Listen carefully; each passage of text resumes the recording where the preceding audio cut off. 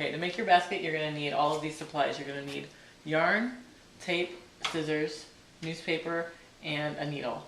You might need a piece of scrap paper if you can't thread your needle very easily. To start your basket, you're going to need 2 strands of yarn. They can be 2 of the same color or they can be 2 different colors. You're going to measure out 3 arm lengths. When you measure out your arm lengths, you're going to stretch your arms so your elbows are straight. That's 1, 2, and then 3. And when you cut off your yarn, please make sure you cut off your yarn long enough so that the tails hang down so that the yarn doesn't get lost back in the box. You're going to need a full sheet of newspaper, left and right. You're going to open it up this way, but you're going to crinkle it this way. When you crinkle it, you don't want to fold it. You want to make it nice and fluffy and rough. And this makes a stronger piece of newspaper if you crinkle it that way. Alright, you can use either a blue needle or a silver, whichever you prefer, and there's 2 different ways to thread your needle. You can hold both strings together, make sure they're trimmed off nice and neat, twist them in your fingers, and then hold the eye of the needle over your yarn and push them through gently. Sometimes that's a bit challenging. If that's too challenging, you can use the paper trick. The paper trick is taking a piece of scrap paper, cutting a little strip off. This strip has to fit through the eye of the needle. If this strip fits through the eye of the needle, then you can thread your yarn using this trick. You take the yarn, put it through the paper, fold it in half like a little taco, and then put it through the eye of the needle, and it pulls the yarn through nice and easy. You start the center of your basket. We're going to start by making the center spiral like this, and the basket's going to be continuous, and it's going to go all the way around, and then it's going to go up the sides. To start the basket, you want your newspaper to be tapered a little bit. You can trim it with scissors like I've already done. Sometimes it naturally angles down. You're going to make sure that your yarn is on your thread long enough to where, or your yarn's on your needle long enough to where you have a tail to where it doesn't fall off. You're not going to start with this side. You're going to start with the opposite side. You're going to hold your yarn on your newspaper about this far. We're going to try to cover up about this much to begin with. You're going to pinch it really tightly and cover up those tails of the yarn and the newspaper at the same time.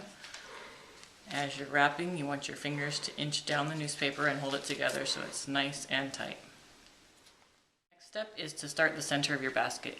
You're going to pinch this and fold it in half right about in the middle of where the yarn covers, and you're going to make the empty newspaper touch together empty newspaper, and you're going to pinch it together, and you're going to tightly wrap around maybe 1, 2, 3 times as tight as you can to make sure that you have a nice secure circle right there. Then you're going to continue to go in this direction, and you're going to cover approximately 1 inch of the newspaper before you start to make your center spiral. That's been about 1 inch. Then you're going to twist it, and this is the first time you're going to put your needle through. This is the hardest time that you're going to put your needle through, and you have to kind of pinch it tight. As you put your needle down through there, you want to make sure that you don't pull your needle off your yarn, so you're going to pull from here, and you're going to make sure your yarn doesn't get tangled on your newspaper as you're pulling, and you're still holding it tight, and pull it tighter. Then you're going to continue to wrap around only the newspaper part, and you're going to wrap another 1 inch, and then you're going to connect it through the center. So as we're continuing to wrap our newspaper and spin it and put our needle through, we're connecting every 1 inch. You're always going to connect this row to the row right in front of it. Right now it has to connect through the center because that's the only spot we have available. Once we get out to the next row, say we're on row 3 will connect to row 2. When we're way out here on row 5 will connect to row 4. You're always going to connect to the closest possible location. So right now, after I go another inch, you're going to connect. The closest spot is right here in the middle still. Okay. As we're continuing around our spiral, we are way past the center now, and we're no longer going to put our needle through the center anymore. The needle's going to go directly in the row closest to the spot where we're working on. When you're running out of yarn, you want to make sure that you put your needle through and connect it one more time before you take your needle off. After you put your needle through, then you can take it off and get ready to add your next piece of yarn.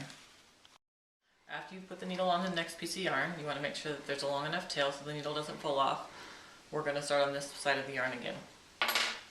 You're going to hold your old tails next to your new tails, pinch them together along your newspaper, And then you're going to continue to wrap in the same rotation you were wrapping before. And you're going to cover up the newspaper along with the old tails and the new tails to keep them securely in place. And you're going to continue to put your needle in every 1 inch, just like before. When you have about this much newspaper left, you're going to want to add some new newspaper. So after you crinkle your new newspaper, you're going to take your scissors, trim a little angle off here, just like we did the first time. And then you're going to trim another little bit of an angle off this one in the opposite direction so they can fit together. So as you hold these together, overlap them, you're going to take a small piece of white tape and you're going to tape around so that they stay together, and you're just going to continue on over the tape and over the new newspaper. Alright, so when you've got the base as big as you want it and you want to start building your walls, all you're going to do is keep rotating, and you're going to connect your rows on top of the row before it instead of next to the row before it. So you're still using the same piece of newspaper, and you're going to stack your row up here, put your needle through the row before it just like you've been doing, and continue on pulling it tightly and keeping the row stacked on top. As you're building your walls, you can also try a figure 8 stitch. Instead of stitching over the row before it like we've been doing up until now, you can bring your yarn back around this row and then down through the previous row. And instead of bringing your yarn over the top, you can, instead of bringing it over the top, you can put it down through here and then around the row you're working on. So you're making a figure 8 stitch, and it's more of a hidden stitch if you'd like. As you continue to rotate and build your walls, you're still going to be putting your needle in the row directly in front of the one you're working on to the closest possible point. Right, so when you're ready to end your basket and it's as tall as you want it to be, you want to make sure you have at least 1 arm length of yarn or 1.5 arm lengths of yarn. If you don't have that much, then you're going to want to add more before you're ready to end it. Then you're going to cut your newspaper at a long angle so that it can taper down and it's going to blend into the row before it. So a nice long angle like this. You're going to take more yarn than you think you need because you're going to connect this row and this row together. So pretty much the needle is going to go through every single time, connecting the last little bit of your newspaper with the row right before it. So your needle is going to go through each time like you're making a connection. You're going to continue to do that until all of this newspaper is covered.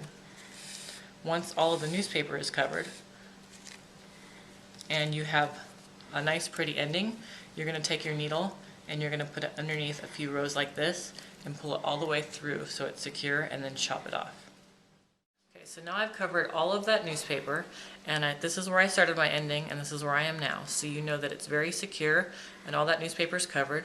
All you're going to do is take your needle, you're going to go underneath a few rows like this, pull it through, and then what you can do is you can snip it off right here, and then this won't come unraveled because it's hidden underneath all those other rows. If you want to go one more time, you can do it too. Make it a little bit more secure. Now you know you have a nice ending, and when you cut this off, it won't come undone. And see, I have this much yarn left over, and it's better to have more left over at the end and to waste a little bit than to run out short.